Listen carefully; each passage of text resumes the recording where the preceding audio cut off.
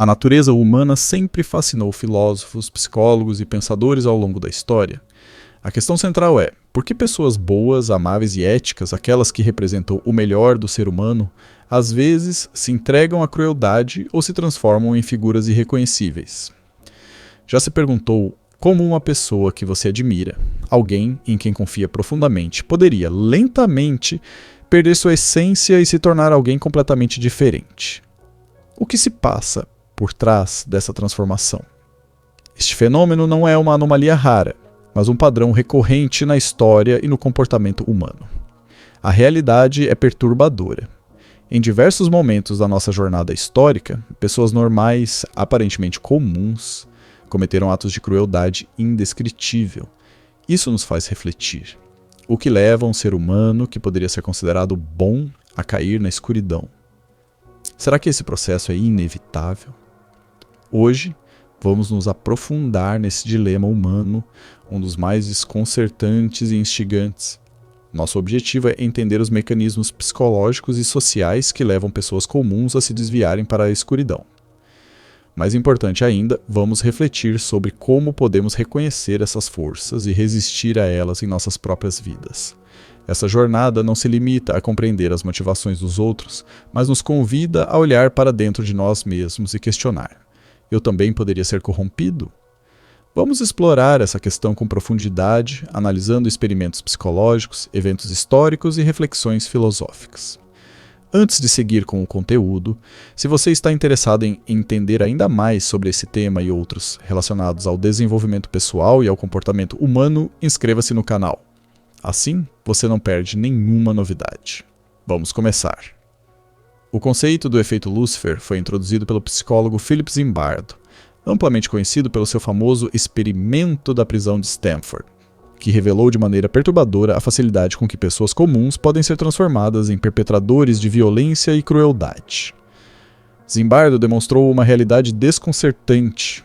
O ambiente em que estamos inseridos, os papéis que assumimos e a autoridade que seguimos podem distorcer até mesmo os indivíduos mais virtuosos, levando-os a cometer atos profundamente inaceitáveis. O que Zimbardo sugeriu, e o que a história das grandes tragédias humanas confirma, é que ninguém está imune ao potencial da corrupção, especialmente quando as circunstâncias e as pressões sociais desintegram as barreiras morais.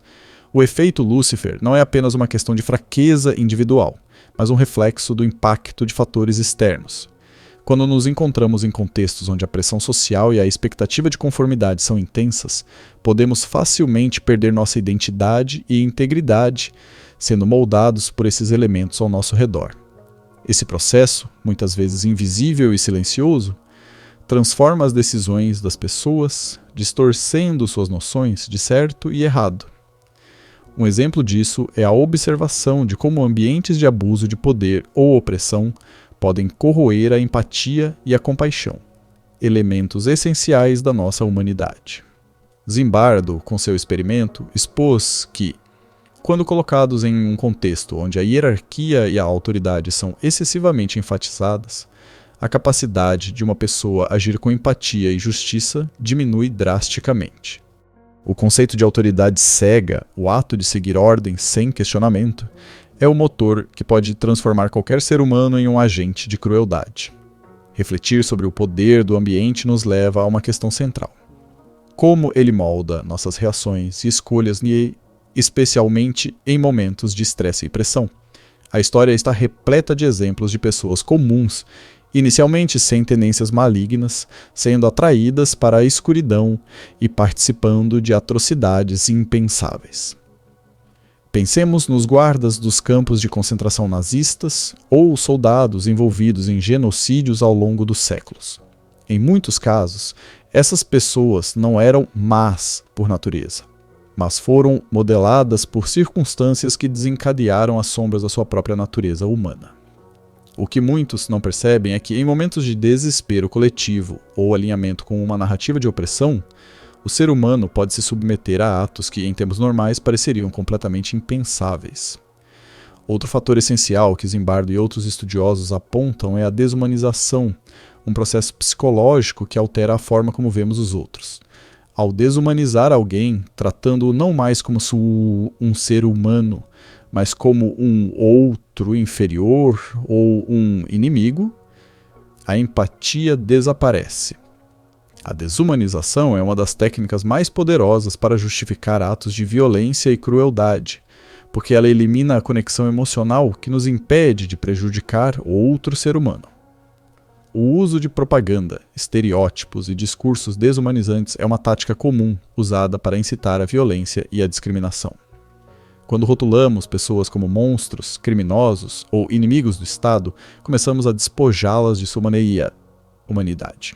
O perigo está em que, ao remover a empatia e humanização de nossos inimigos ou adversários, estamos abrindo o caminho para essa violência em nome de uma suposta justiça. A história nos ensina que o desejo de justificar nossas ações cruéis em nome de um bem maior é um dos maiores riscos para nossa moralidade coletiva. Esse mecanismo é profundamente enraizado na nossa cultura e aparece de várias formas, até mesmo em discussões cotidianas. Olhe à sua volta, nas conversas que acontecem nas redes sociais ou até mesmo em círculos políticos, onde grupos inteiros são reduzidos a meros estereótipos. Quando as pessoas deixam de ser vistas como seres humanos complexos, com emoções, histórias e vidas, é muito mais fácil cometer injustiças contra elas. A linguagem que usamos, as categorias em que encaixamos as pessoas são ferramentas poderosas de desumanização. O experimento de Zimbardo também mostrou como os papéis sociais e as dinâmicas de grupo podem influenciar profundamente nosso comportamento. Em um ambiente de prisão simulado, onde os participantes foram divididos em guardas e prisioneiros, os guardas rapidamente começaram a adotar comportamentos abusivos, enquanto os prisioneiros cederam ao estresse e à submissão. O mais surpreendente foi a velocidade com que as identidades dos participantes se dissolveram em seus papéis designados, e a rápida internalização de normas que justificavam abusos. Isso nos leva a refletir sobre como os papéis sociais moldam quem somos. Até que ponto somos realmente indivíduos autônomos, capazes de decidir nossas ações? E até que ponto somos apenas reflexos das expectativas que os outros têm sobre nós? O que aconteceria se, no lugar de um guardião, você fosse colocado em um papel de autoridade? Será que a pressão social e os preconceitos implícitos no grupo poderiam influenciar suas ações de maneira negativa?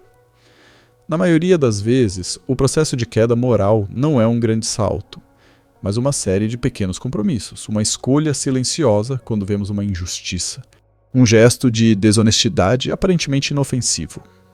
Ao longo do tempo, essas pequenas escolhas vão se acumulando até que chegamos a um ponto de não retorno, onde nossas ações se tornam irreversíveis. A escorregadela moral é um processo insidioso e quase imperceptível. A princípio, os pequenos desvios de conduta podem parecer inofensivos, uma justificativa aqui, uma pequena transgressão ali, que no momento parecem irrelevantes. Com frequência, começamos a nos convencer de que as circunstâncias exigem tal comportamento. Por exemplo, em uma situação de grande pressão no trabalho, podemos pensar: preciso cortar essa curva para alcançar os resultados. Ou, todo mundo está fazendo isso, então não faz sentido eu ser o único a não seguir o fluxo. Acontece com frequência quando o medo de ser excluído ou criticado ou a pressão para se adaptar a um grupo nos leva a adotar comportamentos que não condizem com nossos valores mais profundos. Mas o problema começa quando esses pequenos atos de desonestidade, de ceder à pressão ou de ignorar nossa consciência se acumulam ao longo do tempo, transformando-se gradualmente em comportamentos destrutivos e prejudiciais, não apenas para os outros, mas também para nós mesmos. Pequenas mentiras se tornam grandes mentiras. A tentação de trair um princípio se transforma em um comportamento regular, e sem perceber, podemos nos afastar das virtudes que uma vez prezamos. Por isso, o alerta crucial está em reconhecer esses momentos de desvio antes que eles se tornem um caminho sem volta. Se não formos vigilantes, se não pararmos para examinar nossas escolhas, podemos acabar tomando decisões que não só afetam nossa moralidade pessoal, mas também têm um impacto profundo em nossa vida e nas vidas daqueles ao nosso redor. O mais difícil é que essas transgressões iniciais, quando feitas em silêncio ou no anonimato, podem parecer inofensivas, quase necessárias, mas aos poucos vão minando a integridade que construímos ao longo dos anos. A chave para resistir a essa escorregadela moral é a autoconsciência. Como Sócrates sabiamente disse, a vida não examinada não vale a pena ser vivida.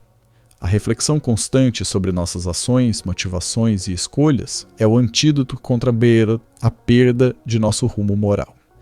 É fundamental que façamos uma revisão diária de nossas decisões, perguntando-nos: estou fazendo isso porque é o certo ou porque é mais fácil? Cada ação, por mais pequena que seja, molda o caráter que estamos formando. A pergunta não deve ser apenas sobre o que os outros esperam ou o que é mais conveniente, mas sim sobre o que estamos fazendo em relação aos nossos próprios valores, aquilo que sabemos ser justo, verdadeiro e bom. A reflexão filosófica não é apenas uma questão intelectual, mas uma prática vital de autoexame, que nos ajuda a fortalecer nossa identidade moral e a resistir às pressões externas. Ela nos permite cultivar a coragem moral, mesmo quando isso implica em tomar decisões difíceis ou até fazer sacrifícios pessoais. Por exemplo, em situações de grande estresse ou quando há risco de perder algo importante, o caminho mais fácil pode ser o de ceder aos atalhos imorais. Mas a coragem moral é o que nos permite tomar uma postura firme em relação ao que é certo, mesmo que isso signifique desafios. Embora as forças que nos empurram para a escuridão sejam poderosas, há uma esperança profunda na natureza humana. O fato de sermos suscetíveis à corrupção moral não significa que estamos condenados a ela. Em cada um de nós há também um grande potencial para a bondade, para a coragem e para a integridade. Em última análise, não somos definidos apenas pelos erros que cometemos, mas pela nossa capacidade de aprender com eles e fazer escolhas mais sábias no futuro. A história está repleta de exemplos de indivíduos que, mesmo diante de grandes adversidades, conseguiram resistir à tentação do mal e se manter fiéis aos seus princípios.